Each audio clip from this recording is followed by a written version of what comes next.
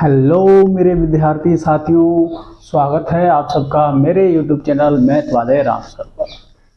आज की वीडियो में हम पढ़ेंगे प्रश्नावली 3 यानी कि एक्सरसाइज 3। इस प्रश्नावली में दो चर वाले रैखिक समीकरण जानेंगे कि दो चर वाले रैखिक समीकरण क्या है। प्रश्नावली 3 में जितने भी टॉपिक हैं उन सबका ट्यूटोरियल वन शॉट के वीडियो में देखेंगे हम। आज की ये वन शॉट वीडियो है प्रश्नावली 3 के लिए। प्रश्नावली 3 का जिस तरह हमें रिवीजन करना है उस रिवीजन को एक नया मोड़ देने के लिए आपके लिए लेके आया हूं प्रश्नावली 3 का वन शॉट। देखिए, दो चर वाले रैखिक समीकरण क्या है। इन्हें कहते हैं यानी कि ऐसे समीकरण जिसमें दो चर हो, यानी कि ax plus b y plus c, इस प्रकार के समीकरण हो। ये जो समीकरण है दो चर वाला समीकरण है। अब हमें एक चीज समझनी है कि जो दो चर वाले समीकरण होते हैं उन्हें हल करने के लिए दो समीकरण ही होने चाहिए। क्यों? क्योंकि यह जो है वो हमारा रैखिक समीकरण कहलाता है। ये हमारा रैखिक समीकरण होते हैं। समीकरण की घात कितनी है? एक है। चर की अधिकतम घात इनमें कितनी है? एक है। इसलिए ये रैखिक समीकरण है। और रैखिक समीकरण है तो एक रैखिक समीकरण के अनेक हल होते हैं। अनेक हल होते हैं। ठीक है। अगर हमारे पास एक ही रैखिक समीकरण है तो उसके अनेक हल होते हैं, क्योंकि हम जानते हैं एक रेखा अनंत लंबाई की हो सकती है और इसलिए उसके अनंत हल हो सकते हैं। इसलिए हमें हल करने के लिए कम से कम दो समीकरण होने चाहिए, क्योंकि हम जानते हैं कि यहां पर चरों की संख्या कितनी है? चर दो हैं, x और y। दो चर हैं इसलिए दो ही समीकरण होने चाहिए। इसलिए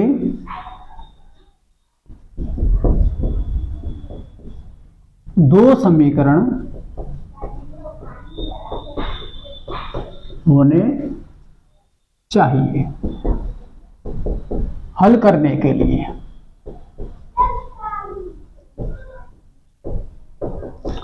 ठीक है बच्चों, याद रखना कि अगर रैखिक समीकरण की जहां भी बात हो और उसमें दो चर वाला रैखिक समीकरण हो, तो यदि समीकरण में दो चर होंगे तो उन्हें हल करने के लिए दो ही समीकरण चाहिए हमें।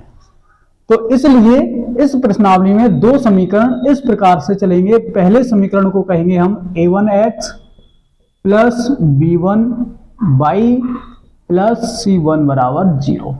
इस प्रकार ये पहला समीकरण लिया जाएगा और दूसरा समीकरण होगा उसे a2x plus b2y plus c2 बराबर 0। ये हमारा दूसरा समीकरण है। तो सबसे पहले ये याद रखना है कि अगर दो चर वाले रैखिक समीकरण की हम बात करें तो उसमें दो ही समीकरण होने चाहिए। अब हम बात करते हैं कि समीकरणों को हल करने की विधियां, कितनी विधियां हैं इसमें। तो समीकरणों को हल करने की आपकी हल करने की विधियां, एक तो होती है ग्राफीय विधि। ग्राफीय विधि और एक होती है विलोपन विधि। विलोपन विधि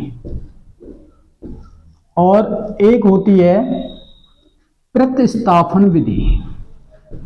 प्रतिस्थापन विधि और एक होती है वज्र गुणन विधि।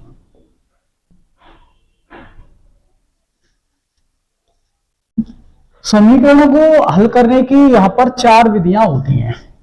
पहली ग्राफीय विधि, दूसरी विलोपन विधि, प्रतिस्थापन विधि और चौथी होती है हमारी वज्रगुणन विधि, जिसमें से एग्जाम में मोस्ट 2 विधि ही आएगी। विलोपन विधि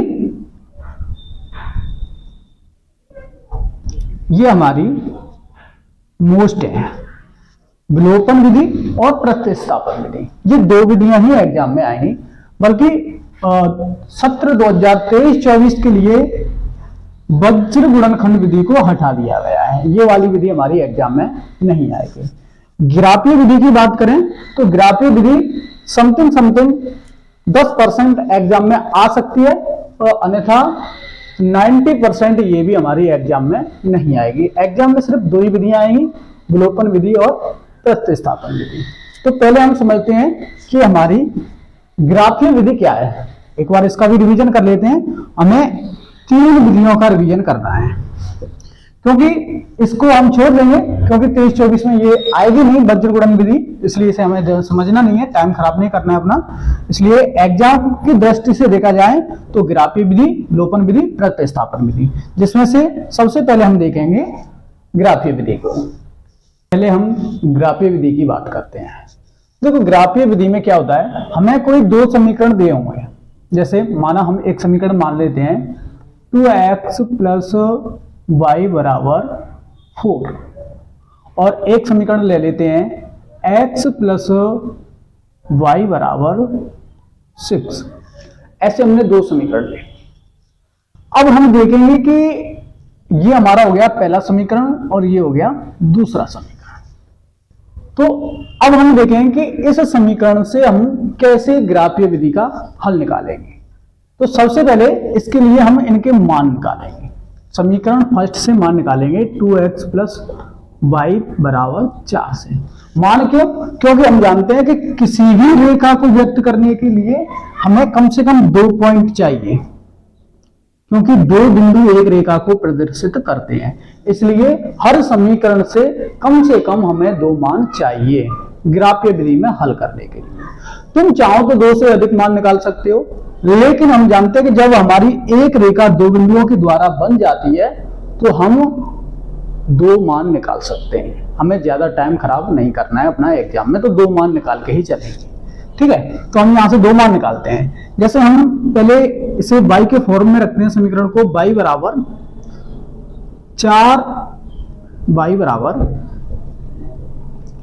4 माइनस 2x। अब यहां से हमने जैसे x का मान रखा हमने 0 रखने पर, x का मान 0 रखा तो y का मान कितना आएगा 4 माइनस, यहां 0 रखेंगे, 0 का 2 से गुणा करेंगे तो कितना आएगा 0 बराबर 4। फिर एक और x का मान रखेंगे, x का मान मान लो जैसे 2 रखने पर, तो y बराबर 4 माइनस 2 इंटू 2 कितना हो जाएगा 4 माइनस 4, 2 दूनी 4 बराबर 0। तो हमारे यहां पे हमने 2 मान निकाल लिए x के और y के। इस प्रकार से 2 मान निकालेंगे जैसे इस समीकरण के निकाले हैं। जैसे x का मान हमने 0 रखा, तब y का मान कितना आया 4। जब हमने x का मान 2 रखा, तब y का मान कितना आया 0। इस तरह से मान निकालेंगे। अब ऐसे ही जैसे एक समीकरण के निकाले हैं, ऐसे ही दूसरे समीकरण के भी मान निकाल लेंगे। जैसे x प्लस y बराबर कितना है 6, तो हम क्या करेंगे x बराबर 1 रखने पर, हमने x का मान 1 रख दिया, तो y बराबर कितना हो जाएगा, y बराबर 6, इस 1 रखेंगे तो इधर लाएंगे, 6 माइनस 1 बराबर कितना आएगा यहाँ पे 5। फिर दोबारा x बराबर जैसे 3 रखने पर, तो y बराबर कितना आ जाएगा 6 माइनस 3 बराबर 3। तो यहां पर भी हमने 2 मान प्राप्त कर लिए, x और y के। x का मान 1 रखा, y का मान 5 आया, x का मान 3 रखा और y का मान भी 3 आया। इस प्रकार से हमने इसके मान प्राप्त कर लिए। अब आप सोच रहे होंगे मान कैसे रखने, तो जो आपकी मर्जी हो वो मान रख सकते हैं, कुछ भी मान रखो, क्योंकि हम जानते हैं कि एक रेखा के अनंत हल होते हैं, इसलिए तुम कुछ भी मान रखो, कुछ भी मान निकालो, बस तुम्हें कम से कम 2-2 मान निकालने हैं, वो तुम्हारी मर्जी है, कुछ भी निकालो। इसका जो अभीष्ट हल होगा वो हमें ग्राफ पर प्राप्त होगा। तो चलो एक बार इसका ग्राफ बनाते हैं। आप लोग अच्छी तरह जानते होंगे कि ग्राफ किस तरह बनाते हैं। सबसे पहले आपको क्या करना है, इस तरह क्षैतिज और ऊर्ध्वाधर 2 रेखा खींचनी है। ये हमारा होता है एक्स अक्ष और ये होता है एक्स डैश अक्ष, ये होता है वाई अक्ष और ये होता है वाई डैश अक्ष। राइट में संख्या प्लस की ली जाती है 1 2 3 4 5 6 और इधर संख्या माइनस की ली जाएंगी 1 2 3 4 5 इस प्रकार। ऐसे नीचे संख्या माइनस की ली जाएंगी 1 2 3 4 5 6। ऊपर संख्या प्लस की ली जाएंगी, ऊपर की तरफ चलेंगे तब 1 2 3 4 5 6 7 इस प्रकार संख्या लेंगे। दूसरी बात, इन संख्याओं को ग्राफ पेपर पर जब अंकित करते हैं तो हमेशा याद रखना कि ग्राफ में बड़े बड़े खाने होते हैं, तो एक एक खाने को छोड़कर, यानी कि खाने की जो लाइन होती है मोटी वाली, उन लाइनों पर इन संख्याओं को लिखा जाएगा। बड़ा जैसे हमने एक एक खाना इधर छोड़ा है तो इधर भी एक एक खाना ही छोड़ेंगे। अगर हम 2-2 खाना छोड़ के संख्या लिख रहे हैं तो इधर भी 2-2 खाना ही संख्या छोड़ के लिखेंगे। दूसरी बात, यहां पर ऊपर आपको पैमाना लिखना है, ये होता है पैमाना। पैमाने में क्या लिखते हैं कि जैसे हमने एक एक खाना छोड़ के लिखा, तो हम जानते हैं जो एक बड़ा खाना होता है वो 1 सेमी के बराबर होता है, इसलिए हम लिखेंगे 1 सेमी बराबर 1 इकाई। और ये किस पे लिया हमने, एक्स अक्ष पर, एक्स अक्ष पर। ऐसे ही फिर हम लिखेंगे वाई अक्ष पर, वाई अक्ष पर 1 सेमी बराबर 1 इकाई। 1 इकाई का मतलब होता है कि ये जो हमने संख्या लिखी है, रुपए की भी हो सकती है, मीटर की भी हो सकती है, किलोमीटर की भी हो सकती है, किसी की भी हो सकती है, इसलिए हमने इसे इकाई में प्रदर्शित कर दिया गया है। तो जो हमारा पैमाना होता है वो सिर्फ प्रथम चतुर्थांश में ही लिखा जाएगा, ठीक है, ये याद रखना है आपको। अब ये हमारे पास मान है, इन मानों को इस पर अंकित करना है, हमें इन मानों को इस पर अंकित करना है। अब हम देखेंगे कि मान इस पर किस प्रकार अंकित होंगे। देखिए, सबसे पहले हम समीकरण को देखेंगे कि इसमें x का मान 0 है और y का मान 4 है, तो इसका मतलब है कि ये बिंदु हमारा y अक्ष पर है, तो y का मान 4। यहां पर बिंदु होगा हमारा, कितना हो जाएगा, 0,4। ये हो गया, क्योंकि पहले x का ही मान लिखा जाता है फिर y का लिखा जाएगा। इसके बाद x का मान 2 है, y का मान 0 है, तो हम कह सकते हैं कि यह बिंदु है x अक्ष पर है, यहां 2,0। इस प्रकार से हमारे ये 2 बिंदु मिल गए इसके। अब इनका हम क्या करेंगे कि इन्हें किसी स्केल द्वारा मिला देंगे। इन जो बिंदु है एक स्केल के द्वारा सीधी रेखा में मिलाएंगे। भी स्केल तो है नहीं हमारे पास, कोशिश करते हैं सीधा मिल जाए, ठीक है, इस प्रकार से मिला देंगे। तो ये जो है समीकरण कौन सा है, 2x + 3y का है हमारा समीकरण। 2x + 3y बराबर 2x + y बराबर कितना है, 4 है, y बराबर 4 है। ये समीकरण एक रेखा आ गई। अब दूसरा देखेंगे, x का मान कितना है, 1 और y का मान 5। तो x पर प्लस का 1 है, y का 5 है, तो ये यहां पर बिंदु आएगा हमारा, क्योंकि x के 1 से चलेंगे y के 5 की तरफ, तो 1,5। फिर तीसरा है 3,3। x का मान 3 है और y का मान 3 है, तो 3 तक से चलेंगे, जैसे यहां तक। ये हो गया 3,3। अब एक स्केल की सहायता से इन बिंदुओं को भी हम मिलाने की कोशिश करेंगे। किस तरह मिलेंगे ये, जैसे इस प्रकार मिलाने की कोशिश करेंगे, ठीक है। अब इस रेखा को हम आगे बढ़ाएंगे, क्योंकि अभी हल नहीं निकला है। समीकरण का हल कब प्राप्त होता है, जब हमारी रेखा प्रतिच्छेद करती है। तो हम देखेंगे इन रेखाओं को आगे बढ़ाते चलेंगे, इस प्रकार इन रेखाओं को आगे बढ़ा देंगे। तो जहां पर ये हमारी रेखा जैसे प्रतिच्छेद कर रही है, जिस पॉइंट पर प्रतिच्छेद कर रही है, तो वो देखना है कि इसका मान कितना आएगा। ठीक है, तो हम देख पा रहे हैं कि लगभग इसका मान कितना आएगा, जैसे 2 और ये मानो 8 और ये कितना है -2, तो -2,8। इसका जो आंसर हो जाएगा x का मान, यानी कहां पर प्रतिच्छेद करेगी ये -2 पर, और y का मान कितना है 8। ये ग्राफ पर हमें बिल्कुल सही प्राप्त होगा। ठीक है, तो ये आ गया इसका मान। और ये रेखा यहां पर भी देख पा रहे हैं, ये पूरी तरह यहां पे प्रतिच्छेदी रेखा हो गई, और इस रेखा का नाम लिख दें कितना है, x + y बराबर कितना है 6। अब हम क्या लगाएंगे कि समीकरण फर्स्ट और सेकंड से, समीकरण फर्स्ट व सेकंड से प्राप्त रेखा बिंदु -2,8 पर प्रतिच्छेद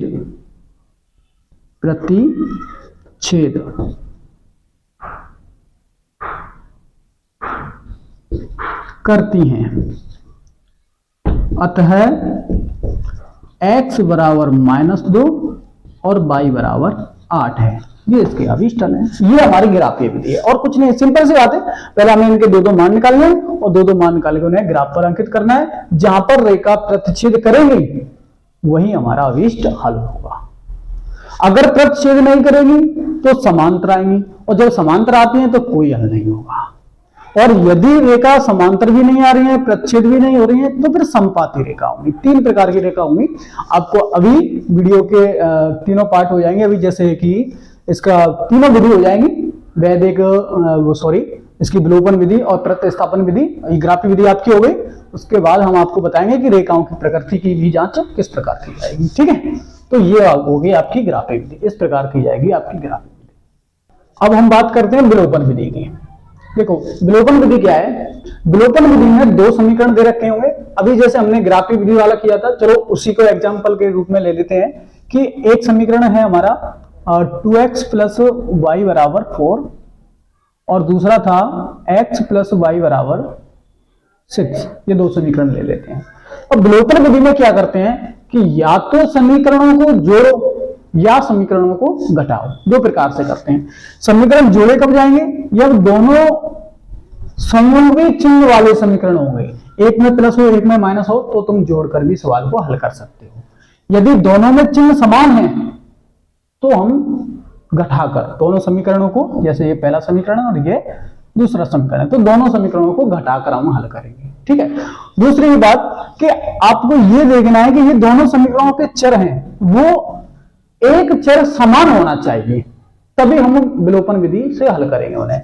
जैसे इसमें y और y समान है, इसमें 2x है, इसमें x है, तो अगर इसे तुम घटाना, दोनों को समान गुणांक के रूप में घटाना चाहोगे तो पहले इसमें 2 का गुणा करना पड़ेगा। अगर आपको गुणा नहीं करना है तो ये देखो कि दोनों जो चर हैं x और y, इन दोनों में से आपको एक चर समान मिल जाए। जैसे यहां पर दोनों का गुणांक समान है y और y, यहां पर समान नहीं है, तो इसे हम सीधा सीधा घटा के इसका आंसर ला सकते हैं। ठीक है, और अगर मान लो एक भी गुणांक आपको समान नहीं मिल रहा है तो वहां पर पहले गुणांकों को समान कीजिए। जैसे मान लो इसमें भी होता है, यहाँ पर 4 है, 4y होता, अब ये यहाँ पे एक भी समान नहीं है, तो या तो आपको ऊपर 4 का गुणा करना पड़ता या फिर नीचे 2 का गुणा करना पड़ता, क्योंकि ऊपर 2 है नीचे 2 लाने हैं तो 2 का गुणा करना पड़ेगा, या फिर y पर 4 लाने हैं तो ऊपर 4 का गुणा करना पड़ेगा, इस प्रकार से। ठीक है, तो यहां पर हम सीधा सीधा इसे हल करेंगे, घटा देंगे। समीकरण फर्स्ट से सेकंड को घटाने पर, अब घटाने वाला नियम, तुम फर्स्ट से सेकंड को भी घटा सकते हो, सेकंड से फर्स्ट को भी घटा सकते हो, वो तुम्हारे ऊपर है, कैसे भी करो कोई दिक्कत नहीं है। घटाने पर चिन्ह बदल जाते हैं, जो संख्या प्लस की होती है वो माइनस की हो जाती है। ठीक है, याद रखना, केवल जिस समीकरण को हम घटा रहे हैं उसी में चिन्ह परिवर्तन करना है। यहाँ पर सभी प्लस के हैं तो सब माइनस के हो जाएंगे। 2x में से x घटाएंगे x बचा, y में से y घटाएंगे 0, तो यहाँ पर क्या बचा हमारा, 4 में से 6 घटाएंगे तो -2, तो देखो x का मान आ गया -2। अब x का मान समीकरण फर्स्ट में रख दो। तुम चाहो फर्स्ट में रख सकते हो, सेकंड में रख सकते हो, किसी में भी रखो, कोई फर्क नहीं पड़ता है, आपका आंसर करेक्ट आएगा। ठीक है, तो यहाँ पे हमने फर्स्ट में रख रहे हैं, तो 2 इंटू एक्स का मान आया -2 प्लस वाई बराबर 4, ये हो गया -4 प्लस वाई बराबर 4 और वाई बराबर 4 प्लस 4, क्योंकि इधर लाएंगे तो प्लस की हो जाएगी, तो वाई का मान आ गया है हमारा 8। तो देखो अभी मैंने बताया था कि ग्राफी विधि से भी करेक्ट आंसर आ रहा था। रेखा कहां पर प्रतिच्छेद कर रही थी? -2,8 पर। और यहां पर भी देखो x का मान 2 और y का मान 8, ये हमारा आंसर है, हो गया। ये हमारी विलोपन विधि है। ठीक है, और कोई डाउट हो कमेंट में बताएं हमें। ठीक है, वीडियो अच्छी लगे लाइक करें, और जिन बच्चों ने चैनल सब्सक्राइब नहीं किया है, चैनल को कृपया करके पहले सब्सक्राइब कर लें, ताकि जब भी हम वीडियो डालें आपको उसकी नोटिफिकेशन सबसे पहले मिले और अपनी पढ़ाई को बेहतर तरीके से आगे बढ़ाते रहें। ठीक है, इसके बाद आगे बढ़ते हम अगली विधि प्रतिस्थापन विधि की तरफ। की तीसरी विधि है इसकी प्रतिस्थापन विधि। कोई और एग्जांपल ले लेते हैं, जैसे मान लो 3x प्लस 2y बराबर 12, एक ही हमारा समीकरण है, और दूसरा है 4x प्लस 3y बराबर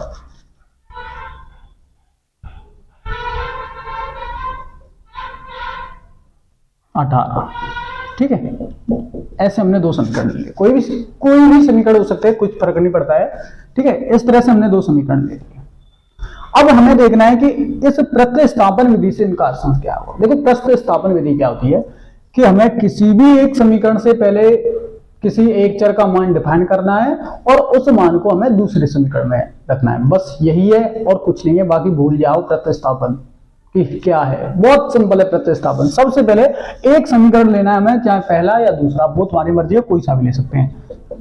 जैसे समीकरण फर्स्ट से, शुरुआत हम फर्स्ट से कर रहे हैं, तो 3x प्लस 2y बराबर 12।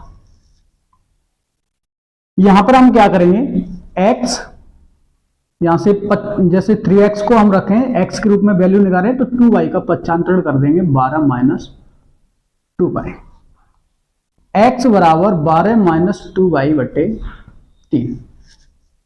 तो ये x की वैल्यू आ गई, किसका मान आ गया, ये x का मान आ गया। ये याद रखना है आपको कि हमने किससे निकाला है, समीकरण फर्स्ट से निकाला है। तो समीकरण फर्स्ट से जो x का मान निकाला है उसे हम समीकरण सेकंड में रखेंगे, बस ये याद रखो।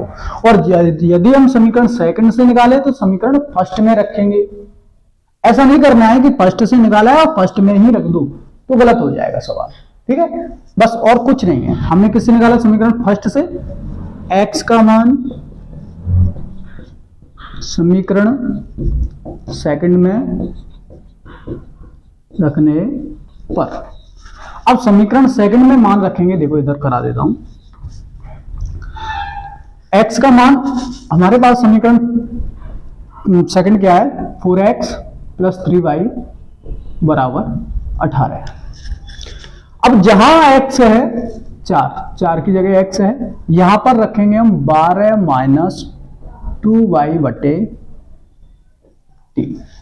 ठीक है, x की वैल्यू रख दी, प्लस 3y बराबर 18। हो गया यहां तक, बहुत सिंपल है, कोई दिक्कत नहीं। अब हम क्या करेंगे, इस 4 का गुणा अंदर कर देंगे इसमें, क्योंकि 3 से 4 कटेगी नहीं, तो 4 का गुणा इसमें अंदर कर दो। तो 4 का गुणा 12 से करेंगे, 12 चौका 48 माइनस 8 4 दूनी 8y बट्टे 3 प्लस 3y बराबर 18।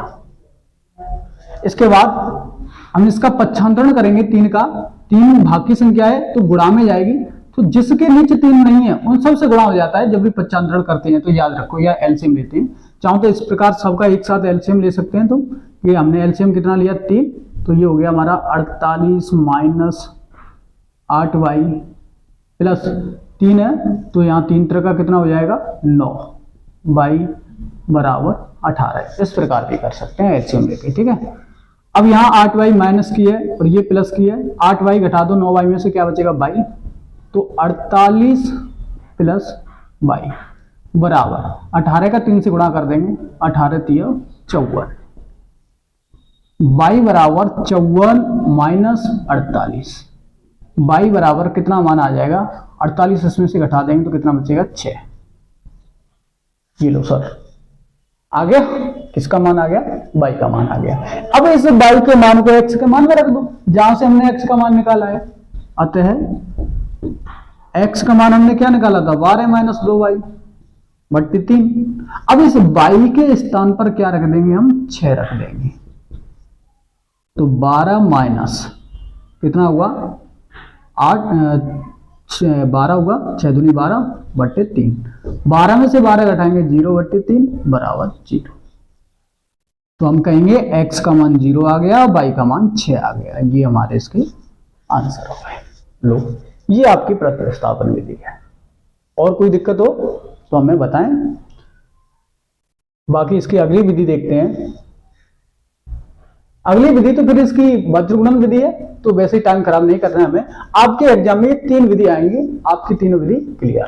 अब हम आपको बताएंगे कि इस प्रश्नावली में से किस प्रकार के नंबर क्वेश्चन आते हैं, ठीक है, और कितने नंबर के आते हैं। तो एक बार हम रेखाओं की प्रकृति पर नजर डाल लेते हैं कि वो किस प्रकार से आपकी समझ में आएगी। इसे याद रखना है, समीकरण को हल करने से पहले ही आपको पता चल जाएगा कि रेखाओं जो समीकरण दे रखे हैं उनका आंसर आएगा या नहीं आएगा, ठीक है, ये पहले ही आपको पता चल जाएगा।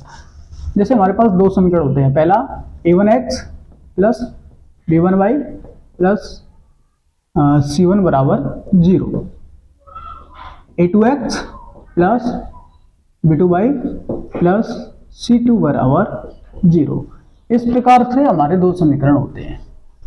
यदि हमारे पहले गुणांक हैं a1 बट्टे a2 बराबर b1 बट्टे b2, ये बराबर नहीं हो, पहली कंडीशन याद रखो, a1 बट्टे a2 का मान b1 बट्टे b2 के बराबर नहीं हो, तब रेखाएं प्रतिच्छेदी होंगी, प्रतिच्छेदी होंगी। ये याद रखना है। पहली कंडीशन, जब दोनों गुणांकों का अनुपात समान नहीं आए तो वे रेखाएं प्रतिच्छेदी होंगी और उनका एक अभीष्ट हल होगा, अभीष्ट हल होगा। केवल एक ही आंसर आएगा, x और y का केवल एक ही आंसर आएगा। ऐसा नहीं है कि दोनों का एक आंसर आएगा, जैसे x का मान 2 आया तो y का मान 2 आएगा। कहने का मतलब है एक ही हल होगा, अनंत हल नहीं होंगे, सिर्फ एक हल होगा, x का भी मान आएगा और y का भी मान आएगा, ठीक है। और दोनों जो युग्म हैं, यानी दोनों जो समीकरण होंगे, समीकरण युग्म, युग्म माने जोड़ा, जो समीकरण का जोड़ा है वो संगत होगा, संगत, ठीक है। संगत का मतलब कि उनका आंसर आएगा ही आएगा। दूसरी कंडीशन है a1 बट्टे a2 का मान अगर मान लो b1 बट्टे b2 के बराबर आ जाए तो हम तीसरा मान निकालेंगे c1 बट्टे c2, ये बराबर नहीं होगा। और यदि ये बराबर नहीं है तो रेखाएं समांतर होंगी,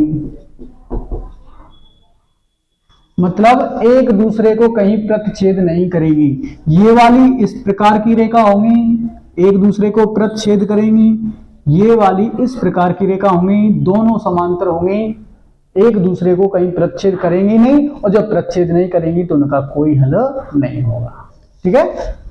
और ऐसे जो रेखा होती हैं जो समांतर होती हैं तो उनका कोई हल नहीं होता है, याद रखना, कोई हल नहीं होगा।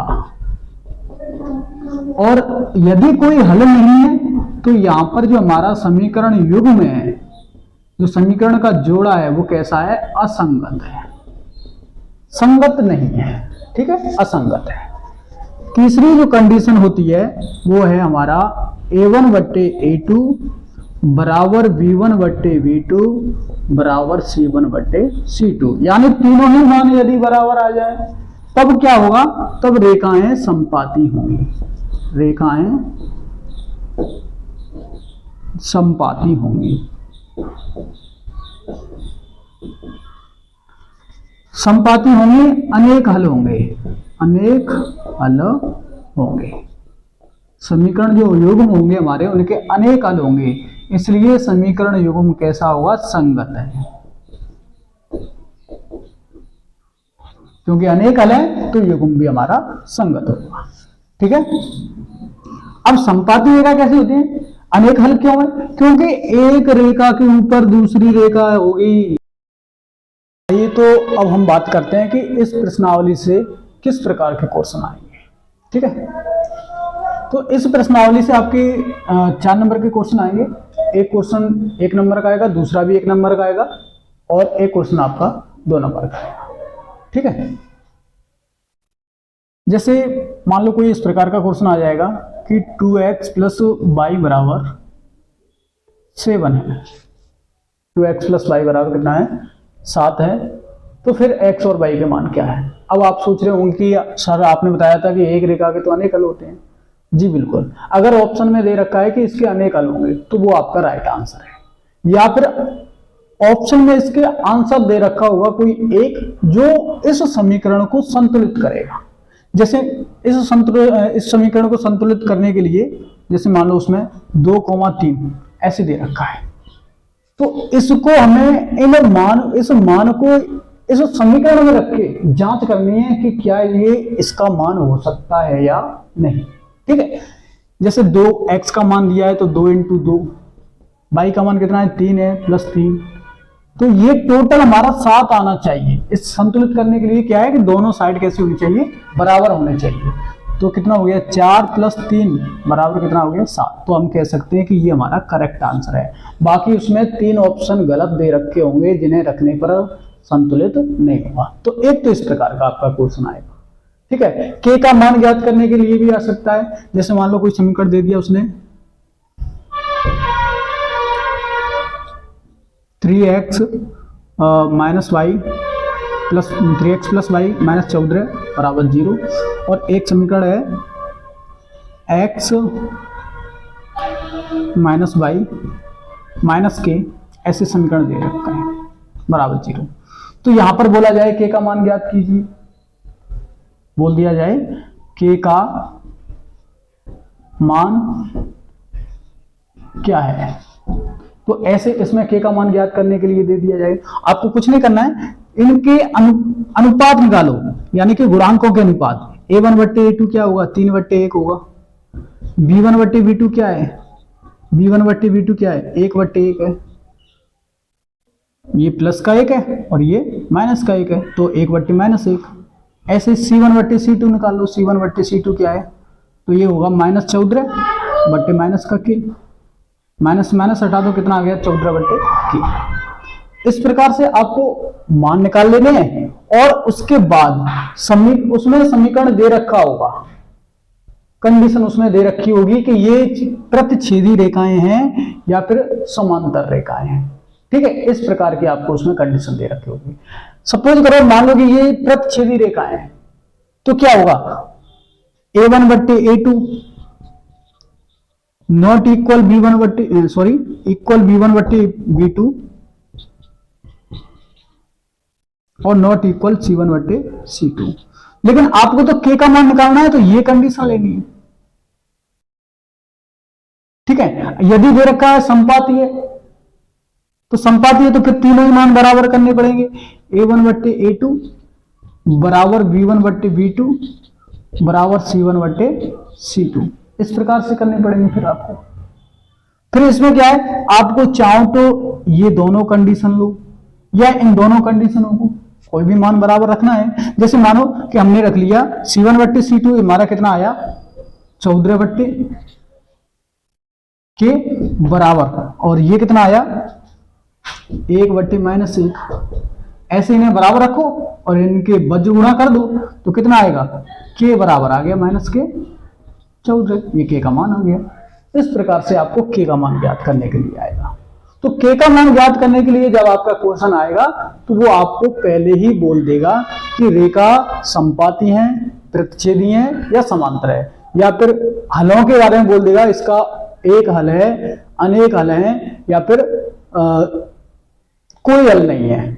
तो ये आपको मैंने पहले ही बता दिया है रेखाओं की प्रकृति की, वो आपको अच्छी तरह से समझ लेना है, क्योंकि आपका उससे एक और फायदा हो सकता है कि जैसे मान लो आपका ग्राफ बाय कोई क्वेश्चन आ गया, तो उससे आप पहले ही गुणांकों के अनुपात लगा के आप पता कर सकते हैं कि इसका आंसर प्रतिच्छेदी रेखा में आएगा या समांतर में आएगा या फिर संपाती रेखा में आएगा। ठीक है, संपाती रेखा जैसे एक रेखा के ऊपर दूसरी रेखा, ये आपकी संपाती रेखा है। बिल्कुल एक के ऊपर दूसरी रेखा, मानो तो एक ही रेखा, समीकरण दो लेकिन रेखा एक है, इसलिए अनेक हल आते हैं। समांतर रेखा एक दूसरे को प्रतिच्छेद नहीं करे कभी भी, समांतर रेखा जिसके मध्य अंतर समान हो। ठीक है, और प्रतिच्छेदी रेखा एक बिंदु पर, दो रेखा केवल एक बिंदु पर प्रतिच्छेद करे, वो प्रतिच्छेदी रेखा है। तो ये आपकी प्रश्नावली 3 का पूरा ट्यूटोरियल है। जो समझ में नहीं आया है हमें कमेंट में बताएं, आपको वीडियो कैसी लगी। उस प्रकार मैं थोड़ा सा बार बार कहूँगा आपसे कि वीडियो को लाइक किया करें, कमेंट किया करें। हम अधिकतर देखते हैं, वीडियो देखते बहुत लोग हैं, हमें बहुत सारा प्यार मिलता है, व्यूज बहुत आते हैं वीडियो पर, लेकिन लाइक नहीं करते हैं। वीडियो को लाइक करके जाया करें, कमेंट भी किया करें, अपने दोस्तों को शेयर भी किया करें। ठीक है, ताकि हम और उत्साह बढ़ेगा हमारे अंदर, तो आपके लिए और ज्यादा मेहनत करेंगे और आपके तैयारी में 4 चांद लगाने के लिए कोई कसर नहीं छोड़ेंगे। ठीक है, निरंतर अपनी पढ़ाई को इसी प्रकार बनाए रखें अपने रामभरत सर के साथ। धन्यवाद।